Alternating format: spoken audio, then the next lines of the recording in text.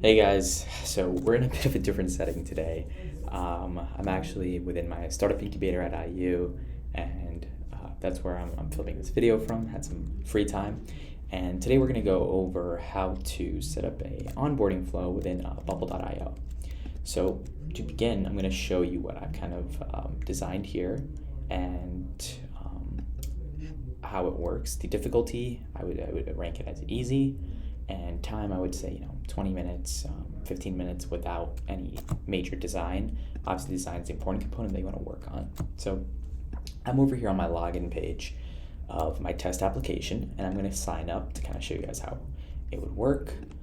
Just need to quickly go over here into my sign up page and just direct the user to onboarding. So let me just set that up. Perfect. So let's do it. So I'm going to go ahead and refresh, hit sign up, and let's sign up. So Parth agency.com. Just put in a password here, and we're gonna go ahead and hit sign up. So once I do that, you can see now I'm brought to our onboarding tutorial page, which would be our onboarding page, and have a nice little left column here that says, hi, and let's get you started. And then over on my right, I have some fields I need to fill out. So you can see I can't click next without filling them out. So I'm going to go ahead and do that.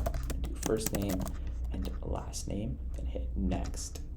And you can see now that's changed. And now I don't have anything changing on this left side, but theoretically you could also change the left side to show different instructions based on what's showing on the right side. I just did something very, very basic for this onboarding flow, so that's why it's a cell like that. So favorite fast food is obviously going to be Taco Bell is the go-to. And then college team, I do go to IU, so I'm going to put Hoosiers. So that's all set. And then the same thing here, if you don't have it filled out, next won't be able to be clicked without filling them out. And then we can hit next. And then this is the last step. It's just a nice little drop down. What's your role? So I'm going to put developer. And then you have to agree to these terms and conditions to actually hit finish. So agree and finish. And you can see now they're being brought to our sample account page, and there'll be a nice little toast up here that says onboarding complete. You're all set to use our app. So yeah, let's go ahead and get started on developing this. And I apologize, my face cam is very what's the word, dark, because I'm in a dark environment. There we go. Cool, so let's do this. I'm gonna go ahead and go here. And first thing we're gonna go over is the data types you're gonna need. So all you're gonna do is work within your users, and you wanna go here, go to user and your data type, and you're gonna go ahead and add all the fields that you want to collect from the user. So you can see I have the fast food, the college team, the first name, the last name, and role. And specific to this tutorial, what you need in here is a field for onboarding. Just call it something like onboarding step is what I recommend, and you're gonna set that field type as a number, so you can organize by what step they're on, and that's all you need. So now we can go ahead and get started with the actual tutorial. So I'm gonna go ahead and create a new page as usual. I call it onboarding tutorial and create. Perfect. So let's see. I apologize, there's people playing music in the room right next to me, so if you can hear that, I guess enjoy the music. So container layout, we're gonna do column, just like that. And then, or actually we're gonna set that to row. And then what we can do is we're gonna go to start adding our container. So we're gonna go to group, add in a group here. And this is going to be left. And it's gonna set that as column, vertical alignment. We can just do a fixed height instead. And we can make it, why is it not letting me change this? There we go, to 100%. And the width we can make fixed. I know I don't want to display too much information on the left side, so I'm just gonna make it 30, like that. Perfect. And then we can organize everything in the center of this one. I'm gonna give it a little bit of padding, between 45, nice. And then we can go ahead and add a nice, we'll just do a gradient here to keep it pretty simple. Go with this blue to dark blue, just like that. Perfect. So now we have the left side set up. So now we can go ahead and add in text within here. And this text is just gonna be like, hi, current users, first name, which is what we're collecting on the original sign up, so I know we have that.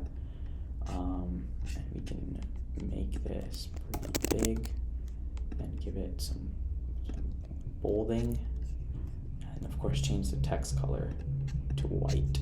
Perfect. And then in layout, we can just set this to center align and fit the width of the content. Get rid of this 100 and get rid of min height and get it to fit height to content. Perfect. I'm gonna go ahead and copy and paste that and go right here. All right, sorry guys, the music was getting to me. Just wanted a bit more of a quiet environment, so I've just switched spaces here. So let me get back to what we were working on. Perfect. So what we did was we copy and pasted this in, and what we're gonna do here now is edit the properties for this. Let's see. There we go, and we're gonna change this to something pretty simple. I'm just gonna say, let's get you set. Cool. So we have that together, and we're just gonna make this a bit smaller, and we don't need too much bolding on this. I'm just gonna make it regular, make it italic. That's italics, perfect. And then we can add a little bit of spacing here just to separate those off. We'll do like 10 vertical line, and well, we'll do like 15 actually. All right, perfect. Cool, so now we have the left groove made and it looks good. And so now let's go ahead and do the right side. So do that, I'm just gonna copy this left side and paste it around the page, and go ahead and get to the properties of that, and we're gonna change this to say right, and it's going to have 70% because it needs to equal 100. We have 30 on the left, so we're gonna go with 70. Maintain the padding and everything as is. I'm gonna untick this for now, and then let me also just get rid of our gradient. We can just go with the flat color, go a little bit of an off-white shade like that. Cool. All right, that works. So now let's go ahead and actually create the elements and the inputs needed to collect the data from the user. So to do that, we're going to keep it pretty simple. I'm just going to go with a group, and we're going to toss this group inside of here, and we're going to call this group step 1. Perfect. And then we can center align it here, and I'm going to just add in a text field inside of there like that, and then we're going to go to layout of that step 1 group, and we're going to get it to fit to the content. Now you can set this up as you need. I personally just like to make it as compact as possible for my purposes, so that's what I'm going with here. I'm going to center align everything in the group, and then we can actually start building this group out. So text 1 for me is going to be first name, so we can write that, and I'm going to get rid of our min height and our min width just like that, and fit it to the content. Perfect. So now we can go ahead and add an input in. So I'm going to go ahead and put that into our group, and we're going to change this input to first name, and I'll make it 220 and 38 height, just like that. Cool. So we have that set up, and we can go ahead and put in a placeholder here if you wanted to. I already wrote first name right above it, so it's a bit of a repetition if I were to do that. I'm just going to change the border to something we can see a little more clearly, like that. Nice. And we can add a bit of a margin just to get it off of that first name field, or first name text, and we'll go with like 8. Okay, cool. So let's go back to appearance of this input, and we can do content format is going to remain text, and we can change this to prevent entry key from submitting, and input should not be empty because that is a required field for us. And then we can just grab this and this, just like that, and we're going to group them in a column container, just like that. So now if we go here, I can just drag this in perfect. We have that as a group inside of step 1 now. So what I'm going to do with that group is I'm just going to copy it and paste it within step 1. It's going to create a new group, and this one, call this last name, and change this input to last name. Perfect. So there we go, just like that. That's all set. And I'm going to go to step 1 here, layout, and now we can apply some spacing to separate those. Go like 15, just like that. Nice. Cool. Make sure the text color is correct on these. Yep. Okay, so now let's add in our button to move to the next step. So we're going to do that right here. It needs to be within the step 1 group. So I'm just going to move it up to here. And then we can go to layout and make last. And I want this to align with the input, so I'm going to make it 220 also. And we can make this like 42. Yeah, that's fine. So this is going to be button next. And we're going to change the text to just that, next. And that looks good. So now we have something where the user is brought to onboarding and they can type in their first name, last name, and then theoretically click a button that says next and go to the next step. So that's what we're going to set up now. And before we do that, we want to obviously add in the other steps. So we're just going to grab the step 1 group, copy and paste it. And we'll have the step 2 group now down here.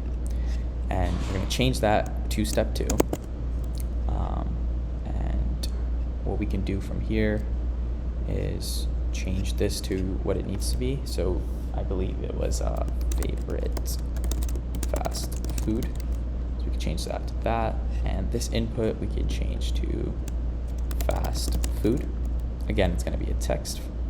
And the second thing I believe was the favorite college team. So do like college team, and we can change this input over here to college team. Cool. So now we have that set up. And if we make step 1 invisible, you'll see that we still have step 2 showing up there.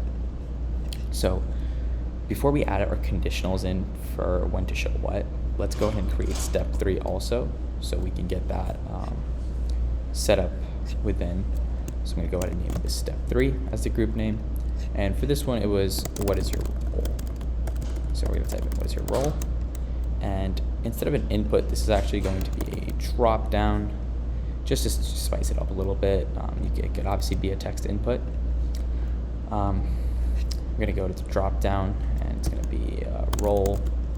And we can make this 220, and again, just make it 42, nice and compact. And then the second theme there, or the second text there, was agreeing to the conditions. So I'm going to write, I agree to the terms and conditions.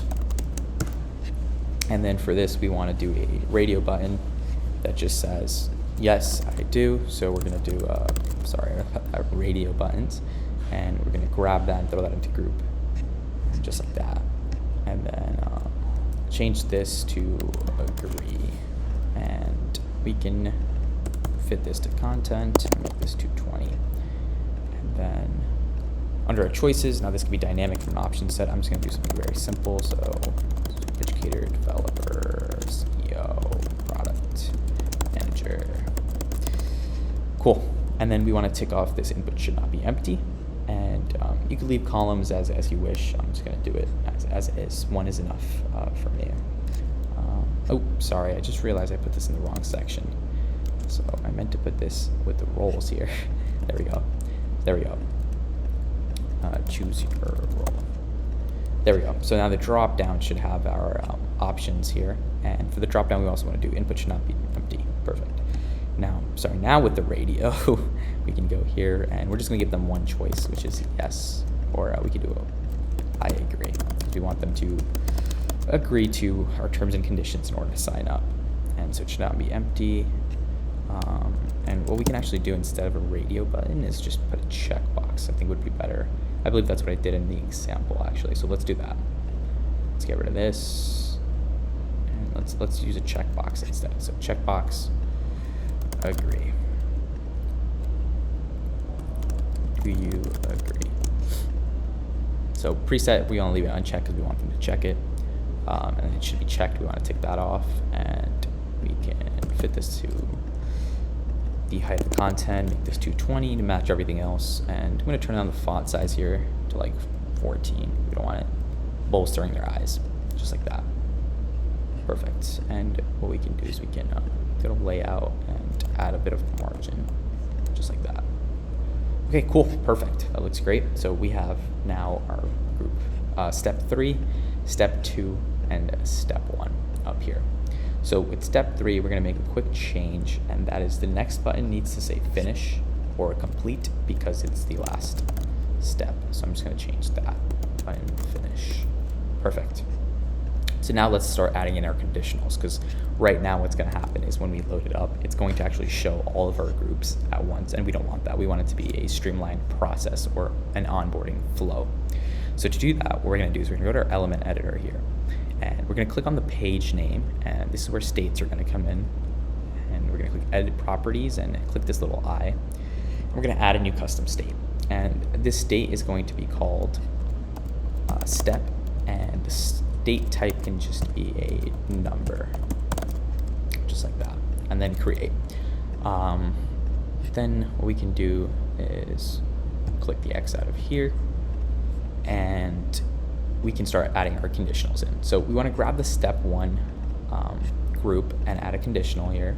So first we want to go to layout and click this checkbox here for visible on page load and untick it, because we want it to only show if step 1 is what's supposed to show. And we want it to collapse when hidden. And then we're going to define a condition here, and we're going to do when this page's name, so it's called YouTube onboarding tutorial, step is 1, we want this element to be visible, and my 1 didn't come in there, so let me just do that again, just like that. There we go. So when this page's step is 1, we want this to be visible. Now I'm going to copy this condition and just add it to step 2. And what I can do is I can just go ahead and change this to, if the step is 2, then show this. And then of course we're going to go into layout and untick page load and collapse when hidden needs to be ticked. And then we're going to go ahead and do the same over here with step 3. So untick that, tick this, and then add in our conditional and change it to step 3. Cool. So now when we go ahead and load up this page, we should see nothing because currently the state is saying there is no step chosen. So that's where our backend workflows are going to come in. So we're going to set up the ones for the initial onboarding session along with a returning onboarding session first. So we're going to come here to click here to add an event, and we're going to do when page is loaded, set state of an element, and we're going to do the page. The custom state is going to be our step, and we want to set it to 1 because that's our first step, obviously. Now we want to set a conditional that only when the current user's onboarding step is empty, we want it to be 1. Because if they've already began onboarding, and let's say they got to step 2, then they had to, leave for whatever reason and came back, the next 3-4 days later, whatever, and they went back on, we don't want them to start again from step 1 and have to re-enter their information, even though it's in your database. So instead, we're going to do it only when it's empty. And then what we're going to do is copy this and paste it right here, right next to it. And this one is going to be when it is not empty. So we're going to scroll to it's not empty. And this is basically telling it when it's not empty, don't make the value 1. Instead, just make it the current user's onboarding step that they were on. Perfect. So now, because ours is empty, it's going to go ahead and show me step 1 as the element. Let me just make sure it worked. So YouTube onboarding tutorial, custom step is 1. Current user's onboarding step is empty. Let me make sure this is set properly. Yep, YouTube onboarding step is 1, then make it visible. Okay, perfect. I just need to make sure I'm on the right account here to do that. Okay, so let me just change this. Onboarding step is empty. Okay, cool. Run as. And erase this. There we go. I wasn't signed into the account. Okay, so because it's empty on this account, you can see it's asking me to fill in everything, and I can't click next because we haven't even set up the workflow for that. So that's what we're going to do next, is we're actually going to set up all the workflows for the steps. So you can go back here to your design and open up step 1 and go to the next button from step 1. You can right click and hit start edit workflow. And we're going to create the workflow for step 1. So the first thing we want to do is make changes to the current user. And what we specifically have on this step is their first name along with their last name. And we also want to change that step data value we created because we want to keep track of what step the user is on at all times. So once they click that next button, we are saving this data. So we're going to first do the input first names value, so we can save that to our database under the user, and do the same with the last name. So we can put last names value, and onboarding step will now become 2 because they've clicked next on the first one. So that's good. And then what we're going to do here is change, or click here to add an action. We're going to do set state of an element, and we're going to change the state of our page's step to now 2, because even though we did save it to our user, we also want to tell the page that the user is now on step 2. So we're going to set that. Cool. So that's all you have to do to move from step 1 to step 2, and the similar concept is going to follow along for the rest. So for step 2, I'm just going to come back and actually just copy these, so we can just work with those instead of having to redo everything. So sets, copy, paste. So for step 2, we're obviously not getting the first name anymore. We're getting the favorite fast food and their college team. So I'm going to grab the values of that. So input college team's value, and then input fast foods value. And here we're going to set the onboarding step to 3 now on the user because they've clicked next on 2, and similarly we're going to tell the page to set it to 3 also. Perfect. And then last but not least, we're going to go to step 3, go to our finish button, and we're going to start our edit workflow, and we're going to just do this one manually, make changes to current user, and this one just has our it was role, yes. So role equals drop down roles value. And we want this one to only activate when they agree to the terms and conditions. So I'm going to actually put that in here by choosing our checkbox. Agree is checked. So only when it's checked, it's going to let this action continue pretty much. And we're going to go ahead and change the onboarding step for this to 4. And the reason I do 4, even though there's only 3 steps, is now we know if it's not 1, 2, or 3, and it's higher than that means they've already completed onboarding. You could do a separate data type, which is what I usually do, is onboarding complete. But the reason I do that is because I have an entire configuration data type owned by each user, and inside of that is onboarding. But this is the simplest way to do it. So we're going to change the onboarding step to 1 plus n, and n being how many steps you have in your flow. So now onboarding step gets set to 4. And then what we can do is once they finish, we can direct them to a page. And so before you do that, actually, you want to, I apologize for this, you want to go ahead and copy this and add go to page in the middle as step 2, and then add the step 1 as a copy in step 3, and you're going to delete the role one. So this is where we actually want to set onboarding step to 4. And I'm going to erase it from the first one here. And the reason we do this is otherwise what happens is we're going to add one more conditional that basically tells the onboarding portal if the user already completed it, then don't let them come back in here, send them to the account. And so to do that, we need to set it up in this way. So step 1 is going to be saving that data, simple, when the checkbox is agreed. And then they're going to be going to the page. I'm just going to go to my account page. That's what I have it set up as. And then step 3 is going to just set their onboarding step to 4. So now when they return to it, they won't be able to. And we can copy this expression and make sure it's throughout so it continues. And then, or you could, selectively just put it here too. That would work too if you just threw it in here. Cool. So now let's add in the event here to make sure they are not allowed to return if they are already on step 4. Meaning they completed onboarding, because we don't want them to, resurface on onboarding. So to do that, what we're going to do is do when condition is true, and we're going to do every time only when the current user's onboarding step is 4, we're gonna do go to page, and we can send them to whatever page. I'm just gonna send them to a sample account page I've built. Cool, so now when we load this up, you can see everything should work as intended. So I'm gonna type in first name, last name, and just to show you, I'll show you my data back here.